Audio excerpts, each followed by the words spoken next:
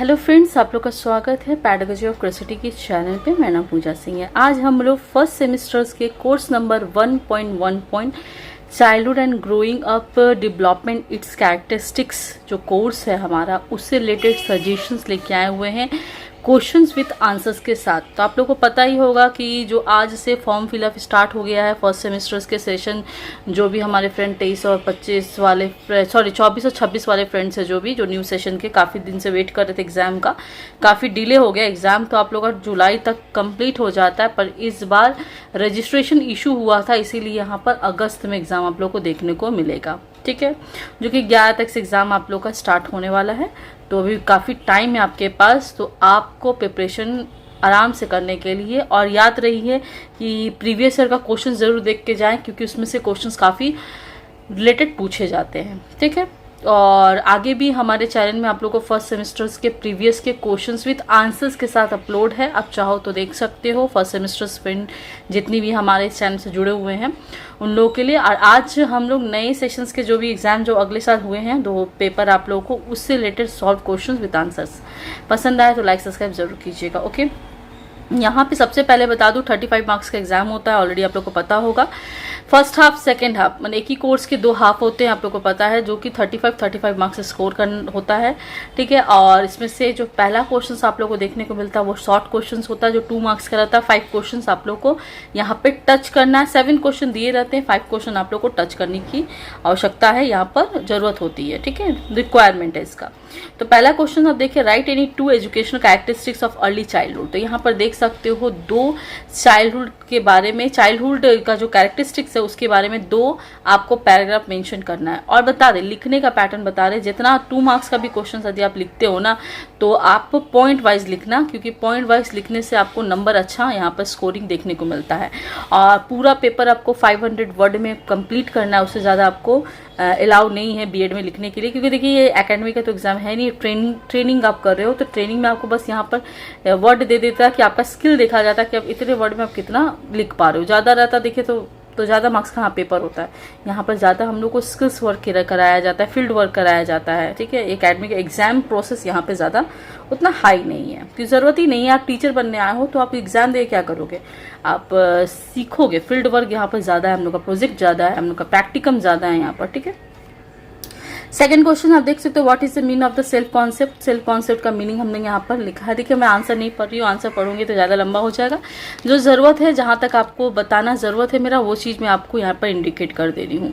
Question number 3 देखिए, right any 2 importance of individual difference in the education. यहाँ पर 2 importance individual difference related यहाँ पर लिखना है। तो मैं पॉइंट बेसिस ही सारा क्वेश्चन को यहाँ पर आंसर टच कर रही हूँ। आप लोग भी इसी तरह से पॉइंट बेसिस ही लिखिएगा। पॉइंट बेसिस लिखने से आप लोग को पता है, आप लोग भी एक टीचर हो, कितने मार्क्स स्कोर आप लोग को मिल जाता है, अच्छे मार्क्स आप लोग को मिल जाएगा। ज़्यादा पढ़ना भी नहीं है, और ये आंसर्स काफ़ी इजी फॉर्म में लिखे गए हुए हैं, ज़्यादा टफ भी नहीं है, आपको याद करना पड़े, एक बार पढ़ोगे समझ में आ जाएगा। ठीक है, एकोमोडेशंस के बारे में है। उसके बाद कौन से कंपोनेंट ऑफ लैंग्वेज है, तो ये लैंग्वेज वाले जो प्रोसेस आप पढ़ते हो, ये आप लोगों को यहाँ पर आपको यूनिट जो कोर्स है हमारा लैंग्वेज एक्विजिशन वाला कोर्सेज है, उसमें आप लोग को यहाँ पर ये क्वेश्चन आपको देखने को वहाँ पर भी मिलेगा, सेम ही क्वेश्चन रहता है। ठीक है, तो कंपोनेंट है, इस तरह से आपको कंपोनेंट को लिखना है, एक सेंटेंस के द्वारा लिखना है। The study of speech sound, the study of word structure, इस टाइप के आपको लिखना है। ज़्यादा इसको बड़ा नहीं लिखना है, 2 मार्क्स में भी यही लिखना है आपको। 500 में पूरा 500 वर्ड में पूरा पेपर पूरा कंप्लीट करना है। तो इसे मेंटेन रखिए कि एक सॉल्यूशंस, एक आंसर आप एक सेंटेंस लिखते हो, उससे पूरा मीनिंग आपको समझ में आ जाना चाहिए, आपके जो प्रोफेसर है चेक करेंगे। Right any 2 characteristics of personality, 6 number question है आपको।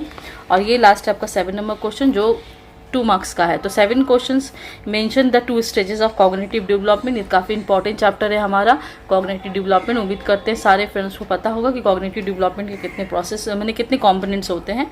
ठीक है, स्टेजेस कितने होते हैं। ठीक है, और यहाँ रहा 7 क्वेश्चन से आपको 5 क्वेश्चन चूज करके लिखने की ज़रूरत होती है। ओके, अब हम लोग बात करते हैं ग्रुप बी का, जो 5 मार्क्स का क्वेश्चन है, जो 3 क्वेश्चन आपको लिखना है, जिसमें से 5 क्वेश्चन आपको दिया रहता है आपको चूज करके 3 क्वेश्चन लिखना है। तो पहले यहाँ 2 मार्क्स का क्वेश्चन, क्योंकि 1 मार्क्स हम लोग शॉर्ट क्वेश्चन को पकड़ लेते हैं। Discuss the stages of the psychosexual development of describe the fraud. ठीक है, यहाँ पर देखिए साइकोसेक्सुअल डेवलपमेंट जो है उससे रिलेटेड आपको यहाँ पर लिखना है स्टेजेस के बारे में। तो इसी तरह से जिस तरह से मैं लिखी हूँ ना, इतना ही टच करना है आपको, ज़्यादा नहीं लिखने की ज़रूरत है। इतना ये नहीं कि ये एग्जाम आप लिख रहे हैं, आप ग्रेजुएशन या मास्टर्स का एग्जाम दे रहे हो कि लिखे जा रहे हो पेपर आपको मार्क्स मिल जाएगा, ऐसा कुछ नहीं है। यहाँ पर आप जितने सॉलिड आंसर देते हो, आप 2 लाइन में ही आंसर का सेंटेंस को पूरा कर दे तो मीनिंग कॉन्सेप्ट यहाँ समझ में आता है प्रोफेसर को, तो आपका मार्क्स वही मिल जाएगा जो आपको यहाँ पर बोला गया है। ठीक है, पूरा लिखने की ज़रूरत नहीं है। यहाँ पर जितना कॉपी भरोगे और मार्क्स मिलेगा वो स्कीम यहाँ पर नहीं है फ्रेंड। ये हमारा ट्रेनिंग कोर्सेस है, या एकेडमी प्रोसेस नहीं है हमारा। ओके, ये हुआ 5 नंबर का स्टेजेस है यहाँ पर। ठीक है, अब दूसरा क्वेश्चन आप देख सकते हो यहाँ पर, discuss the role of family in the growth and development से रिलेटेड क्वेश्चन है। तो इस क्वेश्चन को हमने पैराग्राफ वाइज को मेंटेन किया है। हाँ, जो हाईलाइटेड दिया रहेगा ना, जो जैसे आपको लग रहा है कि जो टर्मोलॉजीज हाईलाइट करना है, तो उस चीज़ को आप हाईलाइट कर सकते हो। स्केच पेन से नहीं फ्रेंड, आप ब्लैक पेन से या ब्लू पेन से या आप पेंसिल से हाईलाइट कर सकते हो। ठीक है, स्केच पेन यूज़ मत करना है, स्केच पेन अलाउड नहीं है, मार्कर अलाउड नहीं है एग्जाम में। ओके, इस टाइप का चीज़ आप यहाँ मेंशन ना करें क्योंकि मार्क्स कट जाता है आपका। और बीएड में मार्क्स जितना हो सके अच्छा परसेंटेज उठाने की कोशिश करो, क्योंकि मेरिट बेसिस से एग्जाम भी होता है। मेरिट बेसिस से आप लोगों को वैकेंसीज देखने को मिलता है, तो मेरिट में हमारा एक फ़ायदा हो जाता है कि जितना हमारा अच्छा स्कोर हो जाएगा, 90% 95% लाते हो, तो मेरिट में आप लोगों को चांसेस थोड़ा बढ़ जाता है। ठीक है, discuss in the brief of advantage disadvantage of projective test. तो एडवांटेज और डिसएडवांटेज लिखना है एग्जेक्टिव प्रोसेस का, प्रोजेक्टिव टेस्ट का। तो यहाँ पर आप देख सकते हो इस टाइप का क्वेश्चन आपको 10 मार्क्स में भी देखने को मिलेगा। तो 10 मार्क्स का क्वेश्चन में आपको बस एक काम करना है, बस यहाँ पर प्रोजेक्टिव टेस्ट का मीनिंग लिख देना है। 10 मार्क्स का क्वेश्चन आता है तो ठीक है, डेफिनेशन, उसके बाद यही चीज़ आप ऐड कर दो, कोई दिक्कत नहीं है, आपको मार्क्स आराम से मिलेगा। ठीक है, क्योंकि देखिए मैंने भी एग्ज़ाम दिया है, मैं भी यही प्रोसेस से गुजरी हूँ, तो मैं आपको बता दे रही हूँ अच्छे स्कोर आपके आ जाएंगे। मेरे तो पूरे 88% थे, और 2 मार्क्स दे देते तो 90% आ जाता मेरा भी। ठीक है, 88% में मैं भी रुक गई। ठीक है, काफ़ी अच्छा स्कोर है, ख़राब भी स्कोर नहीं है ये।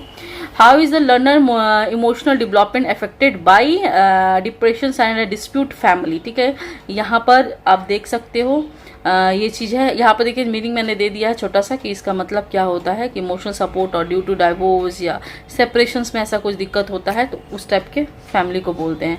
तो उसमें क्या इमोशनल डेवलपमेंट है उन लोगों का, तो ये चीज़ आपको यहाँ पर आंसर देना है। देखिए ये चाइल्डहुड का साथ चाइल्डहुड है, क्योंकि चाइल्डहुड में ये चीज़ मायने रखता है। बच्चों का ग्रोथ में पेरेंट्स का सेपरेशंस, इस तरह का इमोशनल सपोर्ट, बेसिक नीड्स वाले जो चाइल्ड होते हैं काफ़ी थोड़े से भावुक होते हैं, तो इस चीज़ हम लोग को यहाँ पर चाइल्डहुड में भी इसको पढ़ने की ज़रूरत होती है। ठीक है, उसके बाद है what are the responsibility of teacher and parents regarding language development. Language development में टीचर और पेरेंट्स का क्या रिस्पॉन्सिबिलिटी है। टीचर का रिस्पॉन्सिबिलिटी यहाँ हमने लिख दिया है, और यहाँ पर आप देख सकते हो एक एक लाइन, एक एक सेंटेंस है, ज़्यादा बड़ा नहीं है, ज़्यादा बड़ा आपको बता दे तो लिखने की ज़रूरत नहीं है। पेरेंट्स रिस्पॉन्सिबिलिटी है यहाँ पर क्या क्या करवाने की ज़रूरत है कि बच्चों का लैंग्वेज इन्हेंस करे, लैंग्वेज का जो भी प्रॉब्लम है वो चीज़ डेवलप करें। ठीक है, अब यहाँ पर काम खत्म होता है हमारा। ठीक है, 5 क्वेश्चन आप लोगों को 4 क्वेश्चन देखने को मिल गया। 4 क्वेश्चन, 2 3 4, 2 3 4 5 6, हाँ 5 क्वेश्चन। 5 क्वेश्चन में से आपको 3 क्वेश्चन का जवाब देना है। 5 क्वेश्चन में से आपको 3 क्वेश्चंस को अटेम्प्ट करना है आपको 15 मार्क्स का।